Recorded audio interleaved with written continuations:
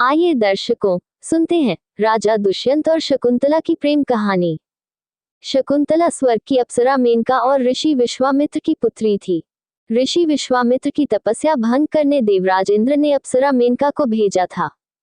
मेनका ने अपने रूप और यौवन से ऋषि विश्वामित्र की तपस्या भंग कर दी और दोनों के संसर्ग से शकुंतला का जन्म हुआ। जन्म उपरांत ही मेनका ने शकुंतला का त्याग कर उसे वन में छोड़ दिया।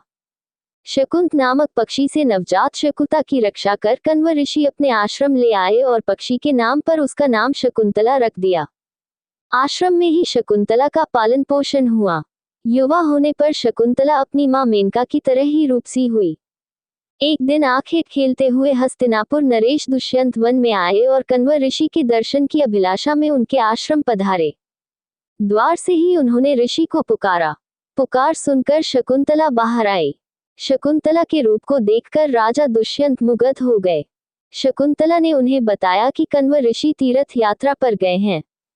जब राजा दुष्यंत ने शकुंतला का परिचय मांगा तो शकुंतला ने बताया कि वह कण्व ऋषि की पुत्री है।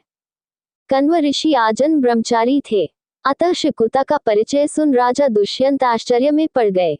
तब शकुंतला ने अपने जन्म और त्याग की कथा का वर्णन करते हुए बताया कि वह कण्व ऋषि की दत्तक पुत्री है। शकुंतला को देखते ही राजा दुष्यंत उस पर मोहित हो गए और उसके प्रेम में पड़ गए। इधर शकुंतला ने भी उन्हें अपना हृदय अर्पित कर दिया।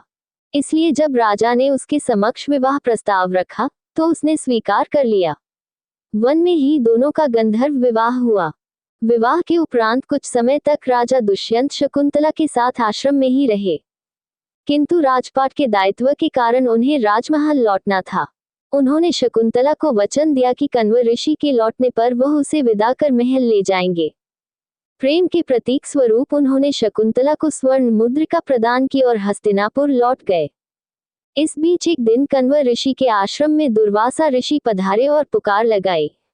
राजा दुष्यंत के विचारों में खोई शकुंतला उनकी पुकार सुन नहीं पाई, जिसे दुर्वासा ऋषि ने अपना अपमान समझ लिया और शकुंतला को श्राप दे दिया कि जिस किसी के ध्यान में लीन होकर तूने मेरा अपमान किया है वह तुझे भूल जाएगा। दुर्वासा ऋषि का श्राप सुनकर शकुंतला का ध्यान टूटा और वह अपने विचारों की दुनिया से बाहर आई स्वी। वह ऋषि के चरणों में गिर पड़ी और क्षमा याचना करने लगी। तब दुर्वासा ऋषि का हृदय द्रवित हुआ और उन्होंने कहा कि मैं अपना श्राप वापस तो नहीं ले सकता, किंतु तुम्हें ये आशीर्वाद देता हूँ कि तुम्हारे प्रेम का प्रतीक चिन्ह देखकर तुम्हारे प्रेमी को तुम्हारा पुनः स्मरण हो आएगा। समय व्यतीत हुआ और कण्व ऋषि तीर्थ से आश्रम लौट आए। उनके वापस आने के पूर्व ही शकुंतला गर्भवती हो चुकी थी। उसने कण्व ऋषि को राजा दुष्यंत और स्वयं के गंधर्व विवाह के संबंध में पूरी बात बता दी। कण्व ऋषि उससे बोले कि विवाहित कन्या का अपने पिता के पास रहना उचित नहीं है, उसे अपने पति के घर जाना चाहिए और उन्होंने एक शिष्य के साथ शकुंतला को राजा दुष्यंत के पास भिजवा दिया। हस्तिनापुर जाने के मार्ग में राजा दुष्यंत द्वारा शकुंतला को दी हुई स्वर्ण मुद्रिका पानी पीते हुए सरोवर में गिर पड़ी और एक मछली द्वारा निगल ली गई। जब शकुंतला राजमहल पहुंची तो राजा दुष्यंत ने उसे पहचानने से इनकार कर दिया। दुर्वासा ऋषि के श्राप के प्रभाव के कारण राजा दुष्यंत उसे भूल गए थे। उसी समय स्वर्ग से शकुंतला की माता मेनका आए और उसे अपने साथ ले गई। शकुंतला को कश्यप ऋषि के आश्रम में छोड़ वह वापस इंद्रलोक लौट गई। कश्यप ऋषि के आश्रम में ही शकुंतला ने एक सुंदर बालक को जन्म दिया। इधर शकुंतला को भूल चुके राजा दुष्यंत को एक दिन एक मछुआरे ने एक स्वर्ण मुद्रिका लाकर दी। वह स्वर्ण मुद्रिका मछुआरे को उस मछली के पेट में से मिली थी जिसने वह मुद्रिका निगल ली थी। राजचिन्ह देखकर मछुआरा उसे राजा को लौटने आया था। मुद्रिका देखते ही राजा दुष्यंत की याददाश्त वापस आ गई और उन्हें शकुंतला के बारे में सब स्मरण हो गया। उन्होंने तुरंत सैनिकों को शकुंतला को ढूंढने भेजा, किंतु वे उसे ढूंढ न सके। स्वर्ग में देवासुर संग्राम छिड़ा हुआ था। देवराज इंद्र के निमंत्रण पर राजा दुष्यंत उनकी सहायता हेतु इंद्र की नगरी अमरावती गए। युद्ध में विजयी होने के उपरांत वे आकाश मार्ग से वापस लौट रहे थे कि उन्हें कश्यप ऋषि का आश्रम दिखाई पड़ा और वे उनके दर्शन के लिए रुक गए। आश्रम के आंगन में राजा दुष्यंत एक सुंदर बालक खेलते हुए दिखा, जिसे देख उनका प्रेम उमड़ आया। वे उसे गोद में उठाने के लिए जैसे ही आगे बढ़े, शकुंतला की सखी ने उन्हें रोकते हुए कहा, राजन, इस बालक को न छुए। जो भी इसे छुएगा, इसकी भुजा में बंधा काला धागा नाग बनाकर उसे डस लेगा। किंतु राजा दुष्यंत स्वयं को न रोक सके और बालक को अपनी गोद में उठा लिया। गोद में उठाते ही बालक की भुजा में बंधा काला धागा टूटकर गिर पड़ा।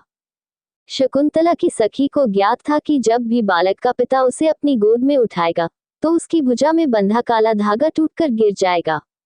उसने जाकर शकुंतला को पूरी बात बता दी। शकुंतला राजा दुष्यंत के पास गई, तो वे उसे पहचान गए। क्षमा याचना कर उन्होंने उसे राजमहल चलने को कहा। शकुंतला मान गई। फिर कश्यप ऋषि की आज्ञा लेकर वे हस्तिनापुर लौट आए। इस तरह दोनों की प्रेम कहानी पूर्ण हुई। दोनों के पुत्र का नाम भरत था, जो आगे चलकर एक पराक्रमी राजा हुआ और उसके नाम पर भारत का नाम भारतवंश पड़ा। दर्शकों, यदि आपको मेरा ये प्रयास और मेरा यह वीडियो पसंद आया हो, तो मुझे इसी तरह की वीडियो बनाने के लिए प्रेरित और मोटिवेट करने के लिए मेरे इस वीडियो को लाइक करें, शेयर करें और कमेंट करें, और साथ ही साथ इसी तरह की अन्य वीडियोज के लिए मेरे चैनल को सब्सक्राइब करें और लेटेस्ट वीडियोज की अपडेट जल्द से जल्द पाने के लिए घंटे के बटन को जरूर दबा दें, ताकि लेटेस्ट वीडियोज की अपडेट आपको जल्द से जल्द मिल सके। दर्शकों, फिर मिलेंगे इसी तरह की लेटेस्ट वीडियोज के साथ। तब तक के लिए जय श्री राधे कृष्ण।